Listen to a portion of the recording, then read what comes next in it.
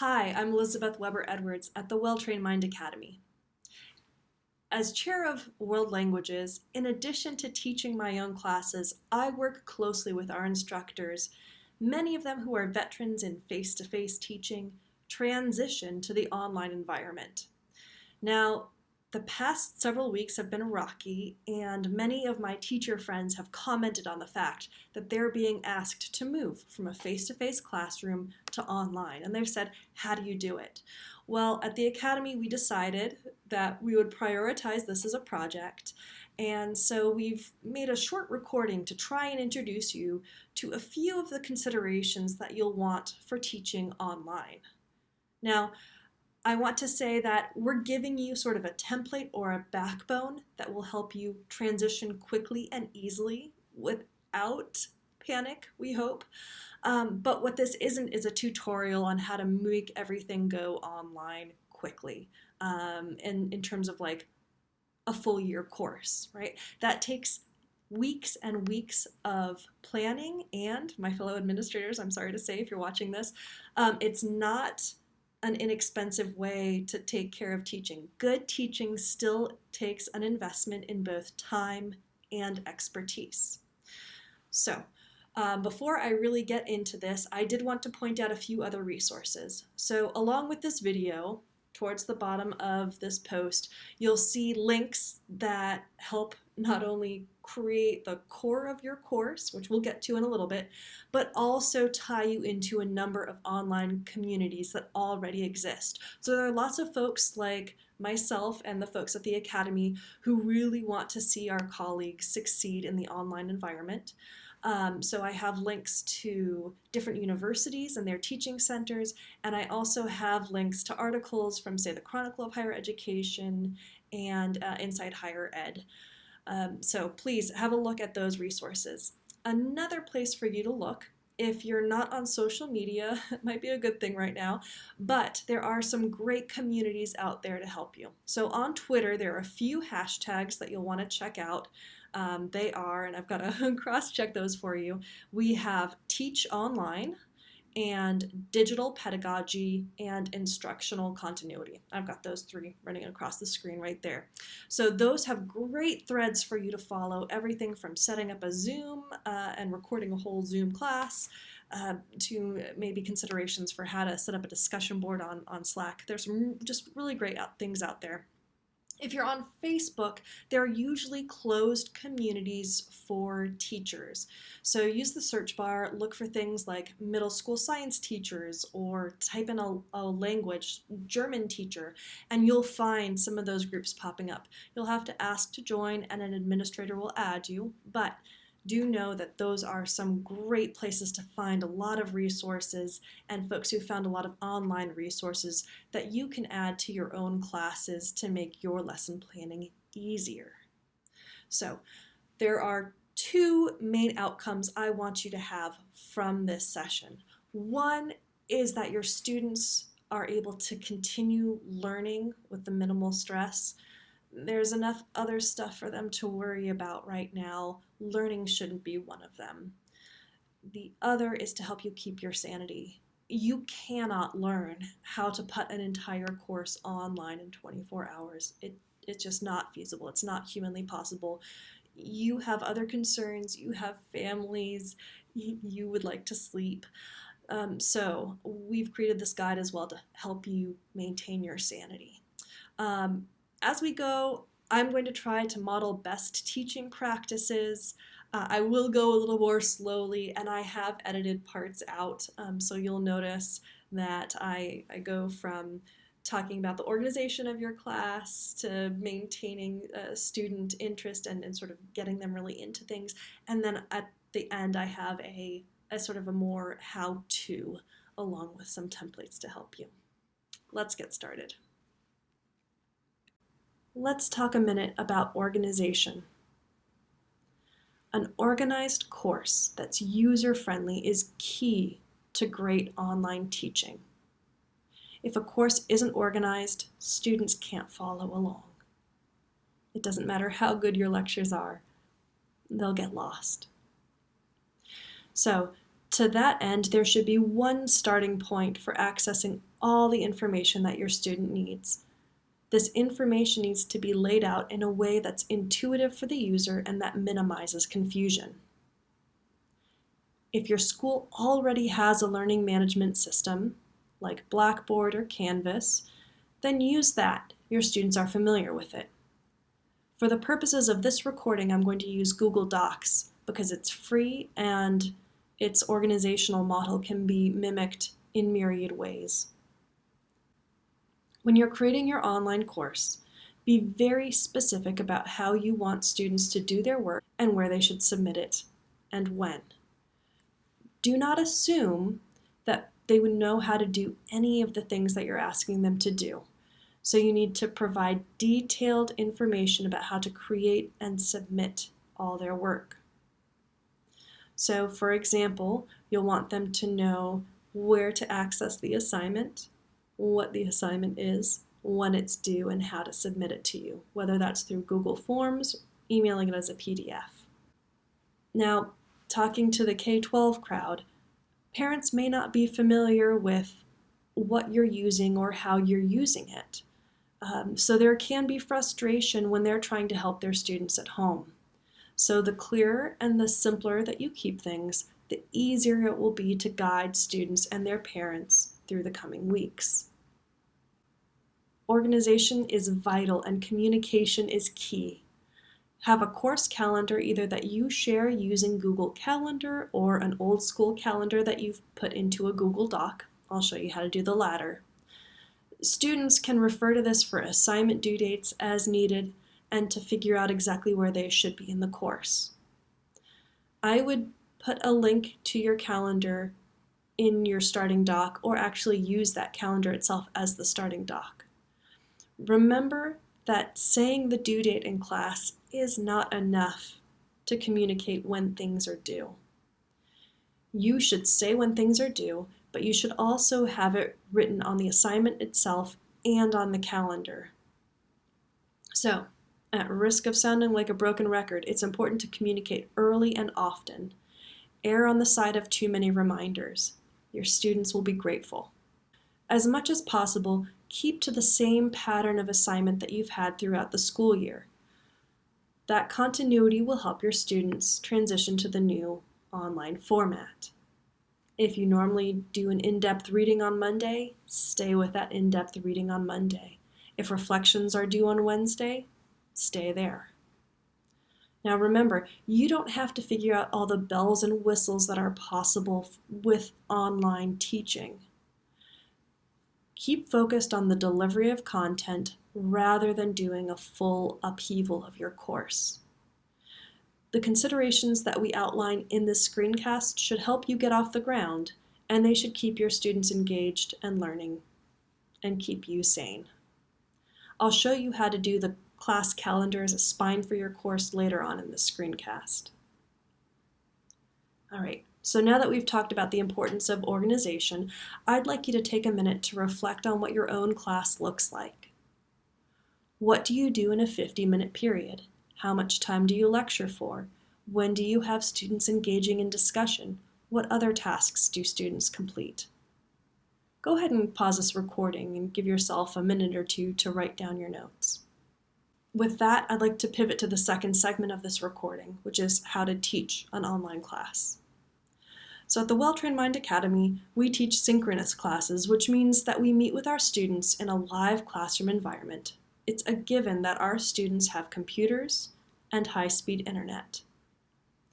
For those of you who are transitioning to an online environment, that may not be guaranteed.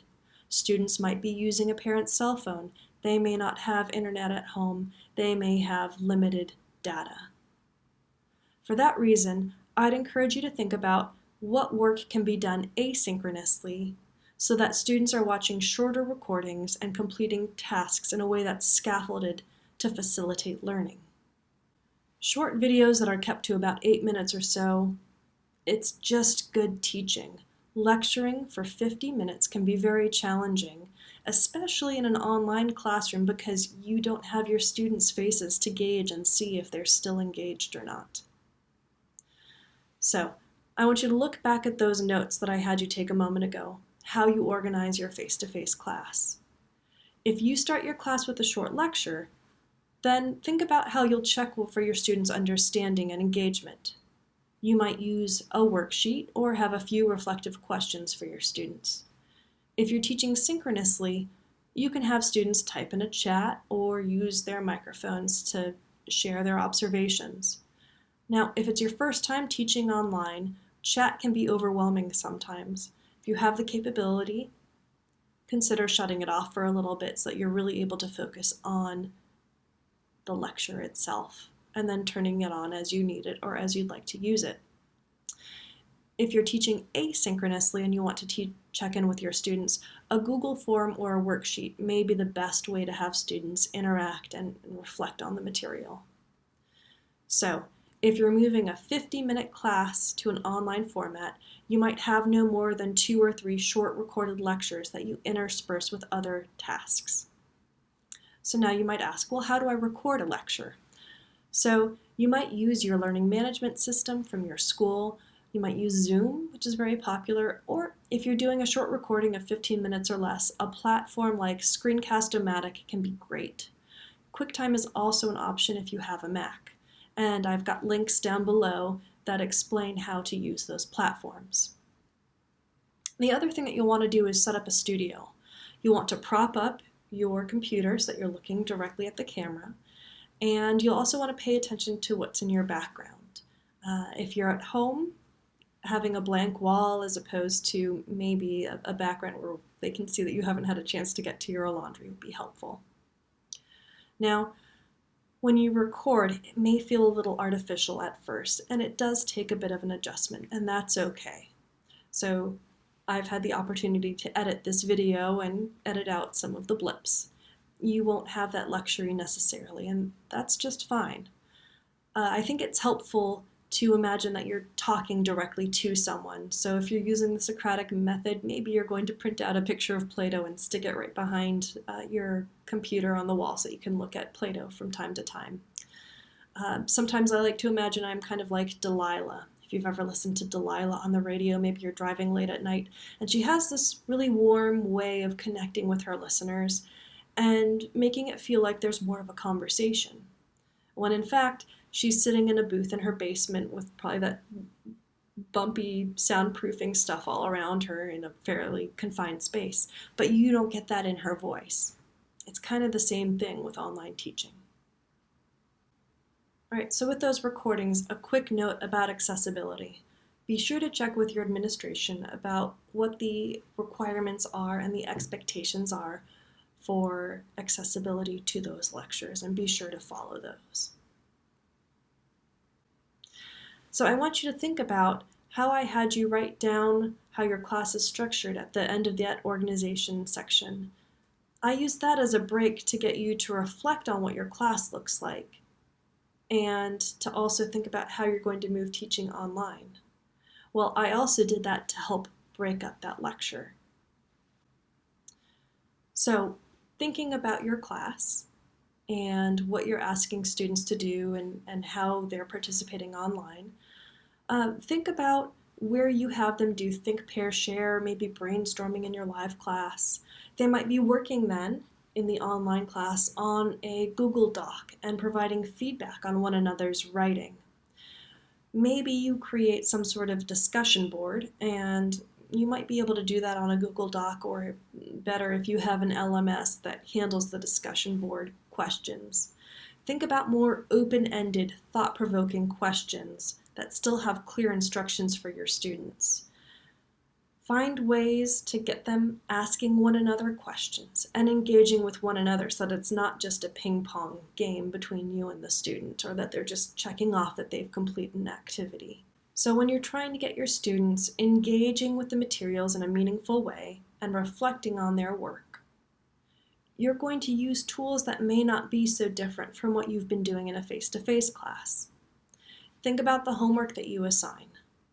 If you have students who are regularly reading on their own, a reading guide with focused questions and page references may be the best way to help students learn.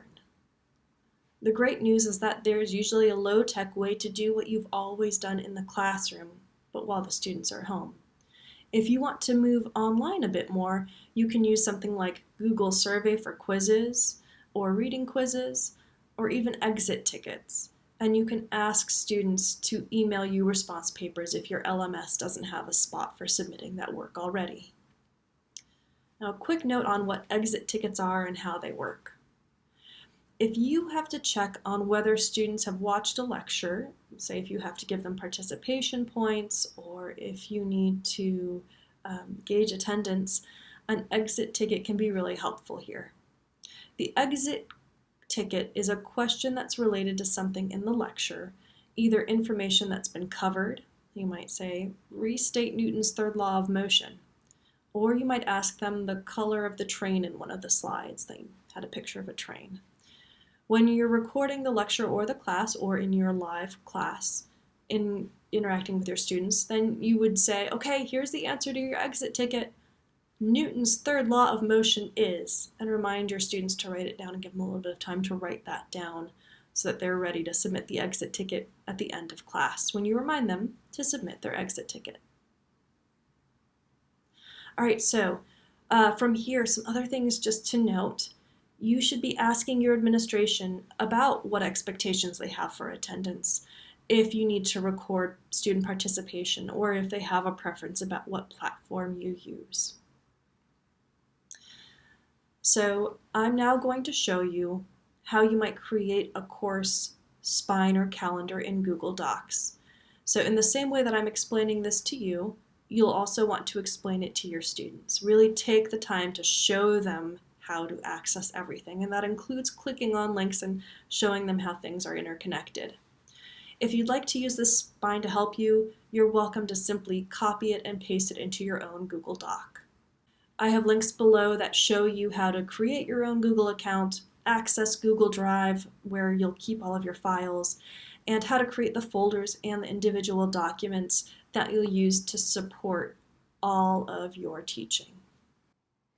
All right, so welcome to my Google Drive. Here, my goal is really just to give you an example of how you might organize your class. This is not the end-all be-all, and this is just a starting point for you. If this works for you, great. If you have an LMS, a learning management system that your school uses, please use that instead. But here, this is sort of the bare bones. Anyone can use it, and of course I have a link to all my materials so that if you wanted to actually just copy and paste and reuse, of course substituting your own information, you're more than welcome to do so. So in my Google Drive, I actually would recommend separating out your classes and by week, and that will let you keep track of all of your student work, what you're having them do on the various days, and if you teach, say, 5 or 6 classes, that will keep you organized. So we're going to drill down into German 3, and I have 2 things here. I have here the calendar for German 3. This is what I would consider my spine document. The spine document, the idea is that I would email a link to my students and to the parents so that they could see what they are doing every single day. Now what I'm sending you here, what I'm showing you, is especially designed for asynchronous learning when students can't meet in class.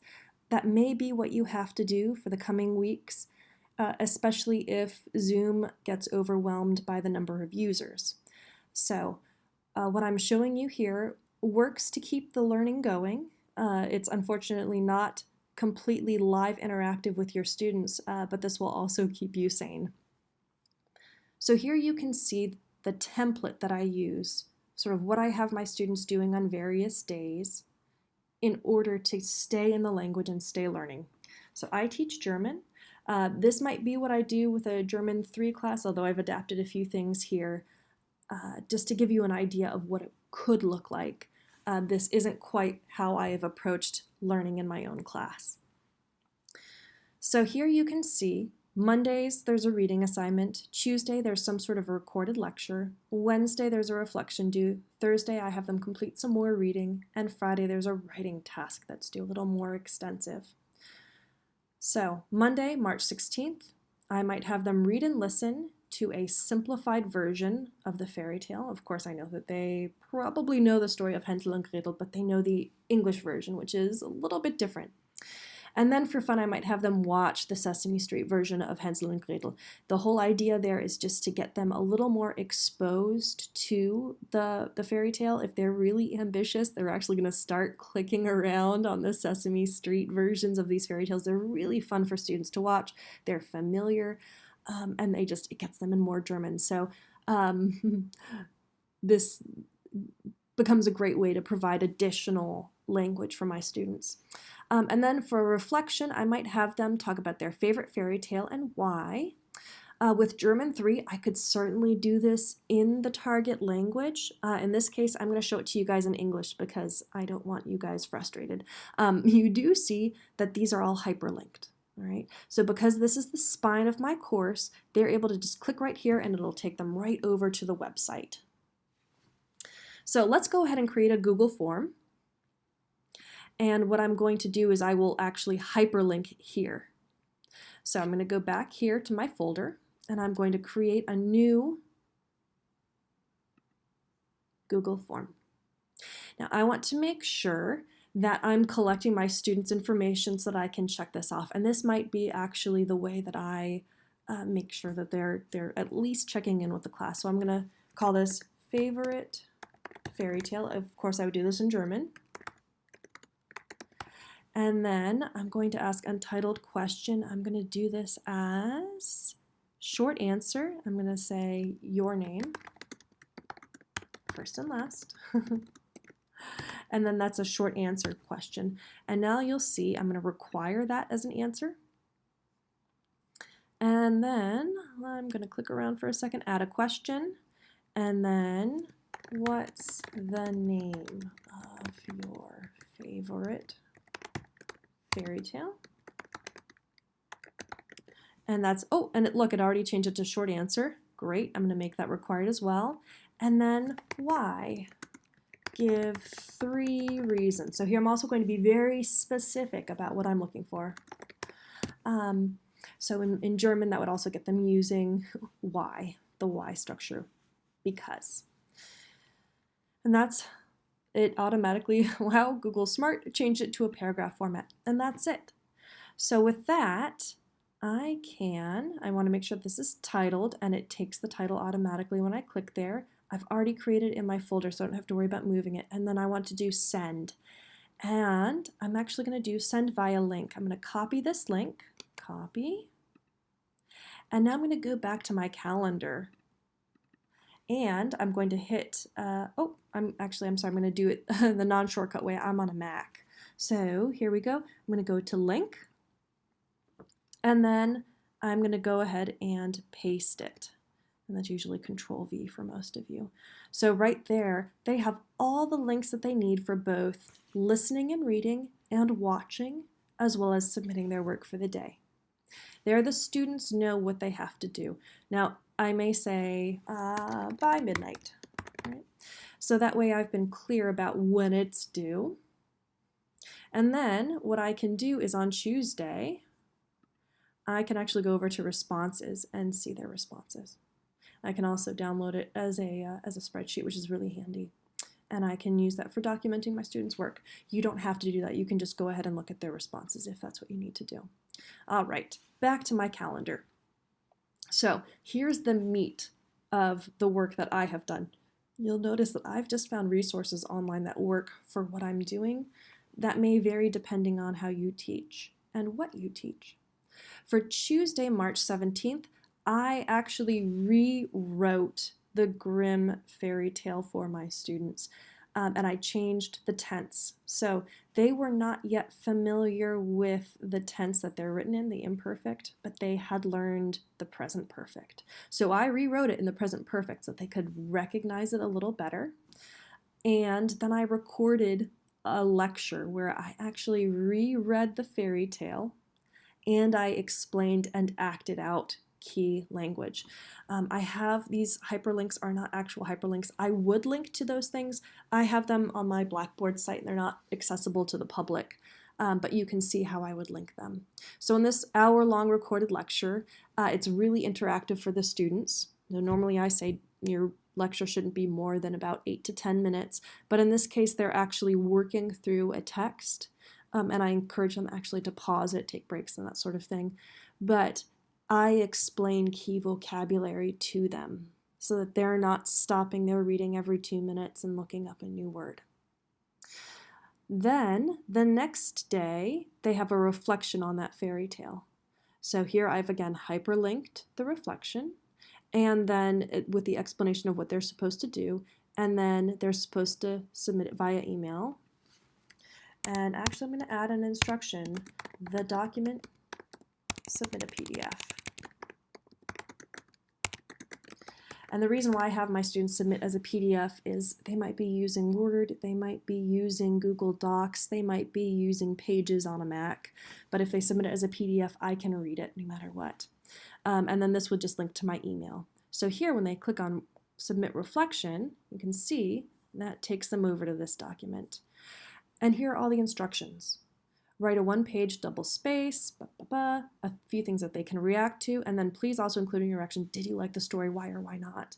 Now, you'll see that this is in English, and I have them doing that because this is really to check in with them. Did they understand the story? And I have specific questions that target the German language version that don't exist in the English version. And then just a little bit of a reflection on vocabulary. And then I ask them to submit via email as a PDF, and again I have the due date and the due time right there. So you'll notice I have posted how to submit it and when to submit it in 2 places.